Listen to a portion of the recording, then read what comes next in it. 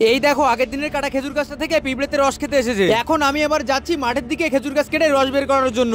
আজ এই দুটো দা দিয়ে খেজুর গাছ কেটে রস বের করবো। সামনে রয়েছে ঝোপালো ছোট্ট খেজুর গাছটা দেখা যাচ্ছে, আজ ওটাই কাটবো। খেজুর গাছটা যেহেতু অনেকটাই ছোট আর একবারও কাটা হয়নি, তাই পুরো কাটাই ভর্তি। এই খেজুর গাছটা কাটার আগে চলো দেখে আসি আগের দিন যে খেজুর গাছটা কেটেছিলাম সেটা এখন কেমন আছে। আজ প্রায় 4 দিন হলো এই খেজুর গাছটা কেটেছি আর এর মধ্যে প্রায় শুকিয়ে গেছে। আর এই জায়গাটা থেকে মনে হচ্ছে হালকা হালকা রস বেরোচ্ছে, তার জন্য পিঁপড়েতে ভর্তি হয়ে গেছে। তাই আমার মনে হচ্ছে এই খেজুর গাছটা থেকে আমরা হয়তো ভালো পরিমাণে রস পাবো। এবার আর দেরি না করে ওই ছোট্ট খেজুর গাছটা কাটা শুরু করে দেবো। শুনেছি নাকি সূর্যের দিকে মুখ করে খেজুর গাছ কাটলে রসটা বেশি হয়, তার জন্য খেজুর গাছের এই সাইডটাতে কাটবো, কারণ এইদিকে এই সূর্য আলোটা বেশি পায়। গাছটার উপরে যেহেতু লতা পাতার জঙ্গলে পুরো এটে গেছে, তাই কাঁচি দিয়ে কেটে কেটে পরিষ্কার করে নিতে হবে। গাছটা যেহেতু এর আগে কোনোবার কাটা হয়নি, তার জন্য দেখো কি পরিমাণ কাটা হয়েছে গাছে। তাই আমাকে খুব সাবধানে গাছটা কাটতে হবে, তা না হলে যখন তখন হাতে কাটা ফুটে যেতে পারে। প্রথমে ছোট দাঁটা দিয়ে এই পাতার গোড়া থেকে কেটে কেটে পাতাগুলোকে পরিষ্কার করে নিতে হবে। আর এই গাছটা কিন্তু অনেকটাই ছোট, তবুও আগের বছর এই গাছে 3 কাঁদি খেজুর হয়েছিল। খেজুর গাছের রস বের করার জন্য যতদূর পর্যন্ত চাষতে হয় ততদূর অব্দি আমার পাতা কাটা হয়ে গেছে। এবার এই যে পাতার গোড়াগুলোকে কুপিয়ে কুপিয়ে তুলে ফেলতে হবে। পাতার গোড়াগুলোকে তুলে ফেলার পর যে কাণ্ডটা বেরোবে, ওই কাণ্ডটাই চাষলে কিন্তু রসটা বের হয়। তাই আমি দেরি না করে একে একে পাতার গোড়া থেকে কেটে কেটে গোড়াগুলোকে তুলতে আরম্ভ করলাম। প্রায় 1.5 ঘন্টা ধরে একটানা কাজ করার পর এই পজিশনে এসে পৌঁছেছে, তাই ভীষণ কষ্ট হয়ে গেছে। বাদ বাকিটা পরে করবো।